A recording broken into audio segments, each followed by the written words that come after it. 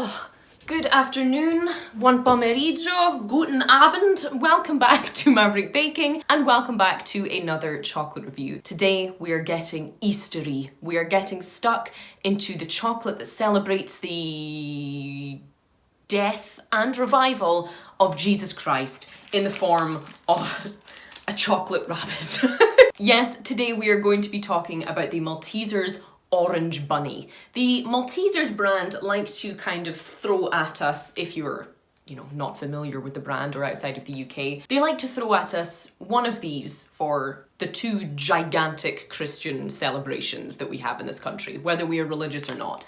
They throw the Malteser reindeer at you for Christmas and the bunny at you for Easter. They're both exactly the same, and they're not the only company who do this. Lindt do it with their bunnies and their reindeer, and we're just kind of too dumb not to fall for the marketing, and I love it. So we are going to be tasting the new addition to the Maltesers Easter family, which is this orange flavoured Malteser bunny. So if you are unfamiliar with Maltesers or with Malteser bunnies, typically a Malteser is a kind of malted honeycomb biscuity type ball covered in milk chocolate that you eat by the greedy handful. I love them. They're quite a unique flavour in this country. They're fantastic. If you're an American viewer, they're very similar to what I believe you call Whoppers. The Malteser bunnies extend this idea by having a full kind of creamy malted stuff with these malty biscuit pieces wrapped in a more generous layer of milk chocolate.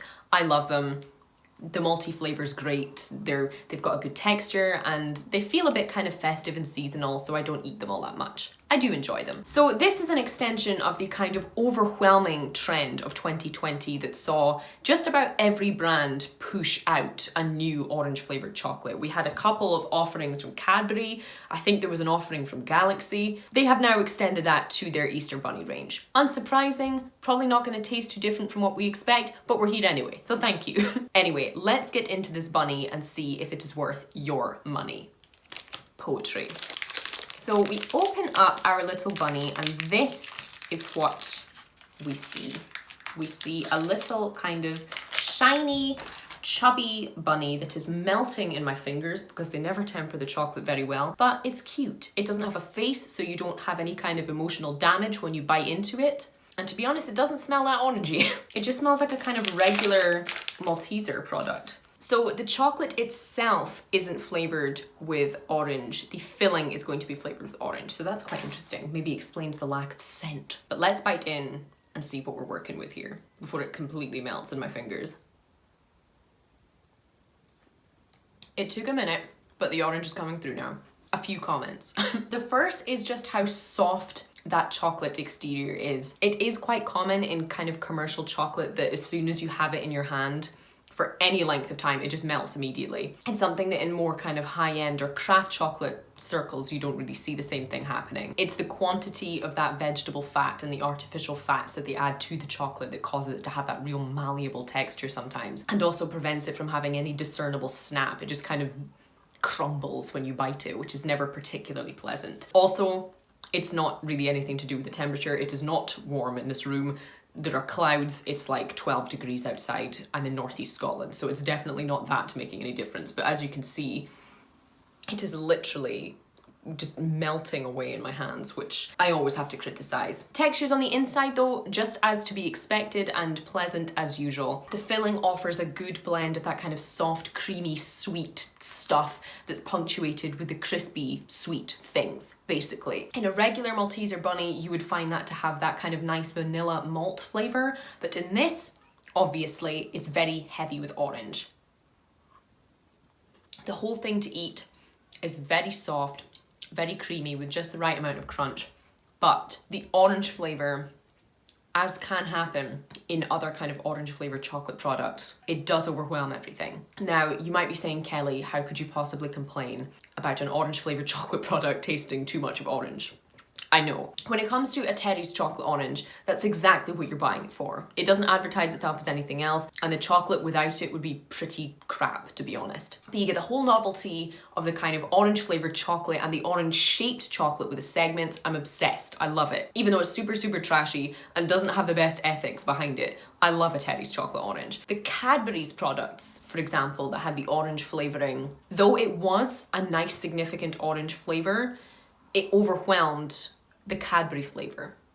And when you are buying a Cadbury's dairy milk product rather than just a generic milk chocolate, you do want the Cadbury flavour to be able to stand up to that orange enough so that you haven't just wasted your money on even cheaper chocolate. I feel like this, melting as it is falling into that latter category, meaning that any of the joy you normally get from that gorgeous vanilla malt flavour isn't really being complemented by the orange.